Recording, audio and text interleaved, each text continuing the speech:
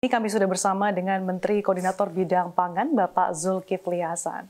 Halo Pak Zulhas, apa kabarnya Pak? Baik, Sasa. Terima kasih Sehat, sudah ya. menyempatkan waktu untuk CNBC Indonesia. Ya, sama-sama. Pak Menko, kita tahu bahwa pemerintah terus menggalakkan dan juga menekankan pentingnya ketahanan pangan. Dan salah satu inisiatif yang digelar adalah melalui Koperasi Desa Merah Putih. Mungkin Anda bisa jelaskan lebih lanjut Pak, sebetulnya gambaran dari peran Koperasi Desa Merah Putih ini seperti apa untuk meningkatkan ketahanan pangan, kemudian juga bisa mendorong pemerataan ekonomi hingga ke desa-desa.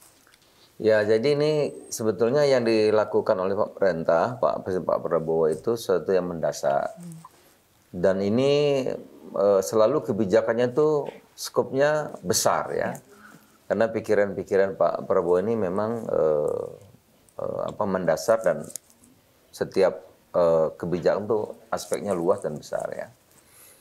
Nah, filosofinya itu ini merubah keadaan kita sudah 28 tahun ya. Ekonomi kita itu kan ada beberapa yang kita bandingkan dengan negara-negara lain, misalnya kita ini ketinggalan.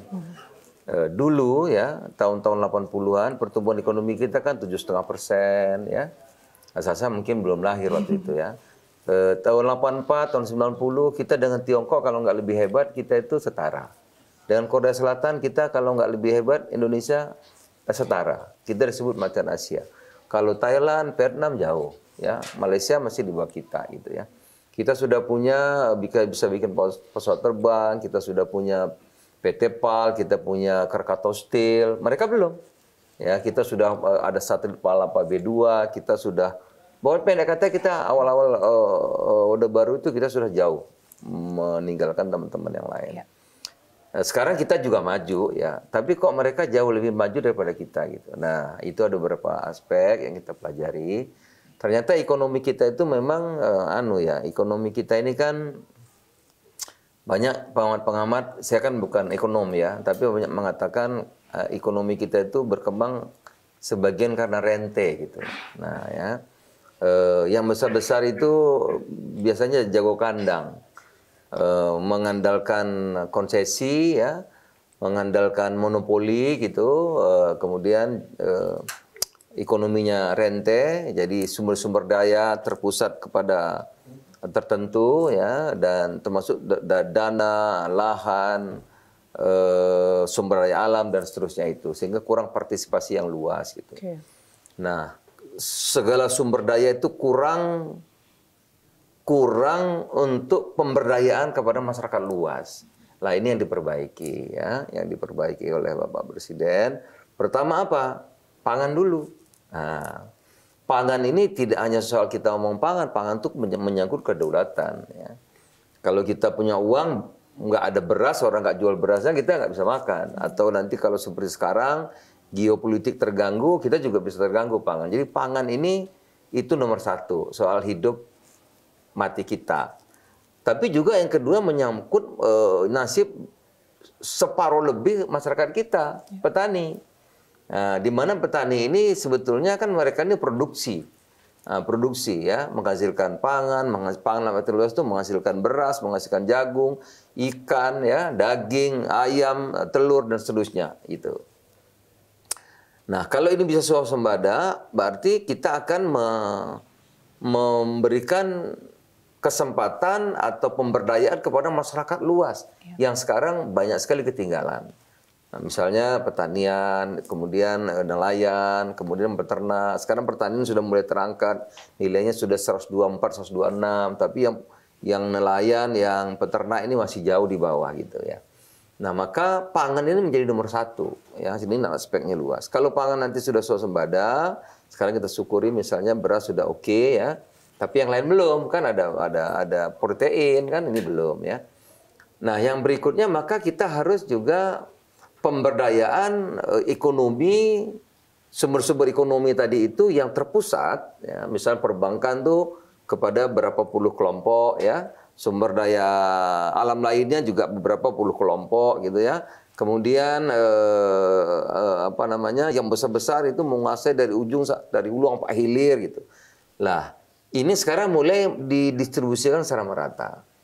Nah, misalnya kita mulai dari sumber keuangan dulu ya. Dulu perbankan himbara itu ya tadi tertentu ya sumber daya. Nah, sekarang mulai nih negara harus kuat, maka Pak Prabowo itu membuatlah Danantara untuk hilirisasi. Berapa ratus triliun diambil dulu untuk Danantara. Negara harus kuat. Dulu kita bisa bangun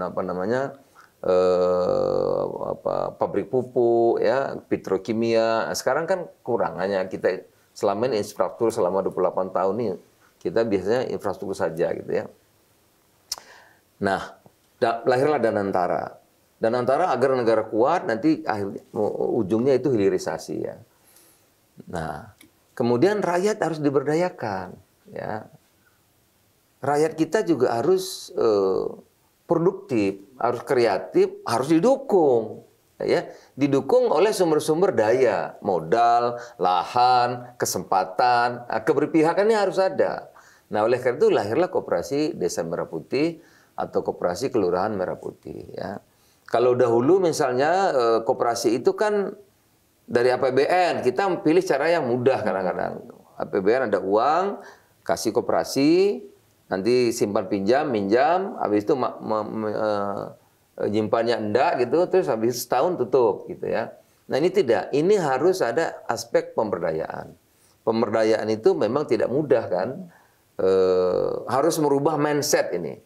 Masyarakat kita pikirkan dulu bisnis modelnya, usahanya itu harus menghasilkan sesuatu. Kita juga mengajak masyarakat kita untuk juga mau bekerja keras, mau berusaha agar naik kelas dari dari mungkin usaha mikro kecil, nanti lama-lama menengah, lama-lama besar gitu. Tentu harus ada perubahan mindset, kemauan yang keras dari mereka. Tapi kesempatan kita kasih dulu. Maka tadi lahirlah Kopdes. Nanti Kopdes ini akan diberikan modal kerja. Setelah bisnis modelnya itu nanti ada suatu usaha yang menguntungkan. Nah, apa itu misalnya satu sembako ya. Sembako kan keperluan rakyat sehari-hari di desa. Perlu gula, perlu minyak goreng, perlu beras kan hari-hari diperlukan. Nah, biasanya itu di desa itu kan dari pabrik, grosir, pengecer, baru sampai desa. Jadi panjang sekali tuh. Nah, sekarang kita berharap dengan koperasi desa itu nanti sembako itu dari pabrik atau dari pusat produksi langsung ke desa. Nah, itu berapa banyak yang dipotong kan? Yang diperlukan, desa bisa dapat harga yang bagus. Kedua, kita memotong rantai pasok yang panjang dan ini memang diperlukan. Jadi koperasi tidak usah susah-susah kan? Memang diperlukan setiap hari gitu. Gula, minyak goreng, minyak kita ya, banyaklah itu hari-hari diperlukan. Jadi kita pikirkan model bisnisnya agar usaha ini jalan gitu. Bukan uang dulu ini, enggak. Kedua, di desa itu pertanian pasti perlu pupuk. Maka kita jadikan nanti Kopdas itu agen pupuk. Kalau kelurahan kan enggak ada sawahnya, jadi enggak. Jadilah dia agen pupuk. Untuk apa agen pupuk? Agar nanti tengkulak-tengkulak di desa itu petani-petani biasanya ambil pupuk pakai tengkulak, hasilnya bagi dua. Waduh, kasihan petaninya. Jadi kasih pupuk subsidi, jadi agen, kemudian nanti petani bisa mengambil ke situ dengan harga yang murah dan memotong rantai, memotong tengkulak-tengkulak yang ada di daerah. Itu kan bisnisnya pasti menguntungkan. Apalagi yang diperlukan? Itu gas 3 kilo, pasti perlu. Ya, nah kalau dia jadi Kopdes itu jadi pangkalan, itu dia 3 kilo itu bisa untung 2.550. Kalau ada 1.000 kakak, 1 bulan pakai 2 sudah berapa? Jadi udah pasti menguntungkan. Maka dia nanti gerainya ada gerai sembako, ada gerai pupuk, ada gerai gas 3 kilo, ada nanti kerjasama dengan Bulog untuk menampung hasil panen. Gabahnya agar dibeli 5.500 paling murah, jagung 5.500 paling murah, maka di situ harus ada gudang kan nanti. Itu. Jadi kepanjangan tangan Bulog kerjasama dengan petani agar petani ini tidak terkena tengkulak. Begitu panen dibeli cuma 5.000 gitu ya. Tengkulaknya jualnya 7.000, 6.000, kan kasihan petaninya. Itu. Dan koperasi ini dilatih wirausaha kan?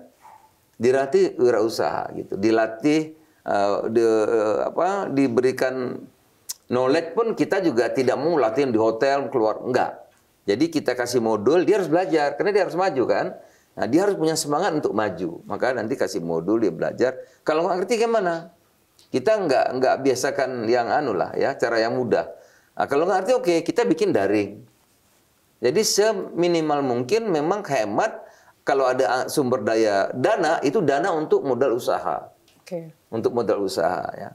Nah, nanti di situ ada juga gerai bank, BRI Link atau BN Link atau Mandiri Link. Jadi rakyat desa nanti terbiasa akses dengan bank, dibiasakan. Sehingga masyarakat kita di desa itu kalau kirim uang, terima uang, bayar listrik, sudah beri link. Kopdasnya dapat juga upah tuh. Nah, dapat ongkos ya. Juga kerjasama dengan pos untuk bantuan-bantuan pangan.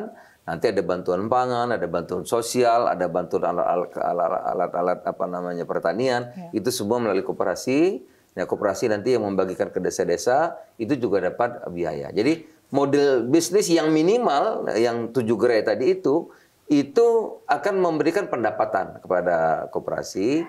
Dengan begitu koperasi kita harapkan bisa berkembang dari kecil jadi sedang bisa jadi besar. Dan lebih penting lagi, koperasi itu nanti menjadi infrastruktur pemerintah untuk menyampaikan bantuan, operasi pasar atau apapun, karena kita ada kaki di 80.000 desa dan kelurahan itu ya.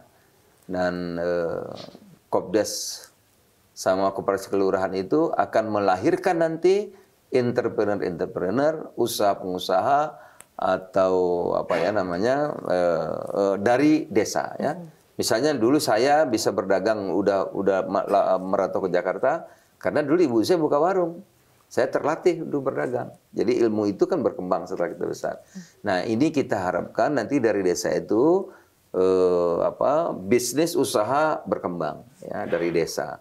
Jadi pertumbuhan ekonomi akan tinggi kalau uang beredar di desa, rakyat kita produktif ya, rakyat kita kreatif, produktif, akan menghasilkan sesuatu. Maka kita akan berkembang, akan tumbuh mungkin 6, 7, 8 yang kita harapkan itu.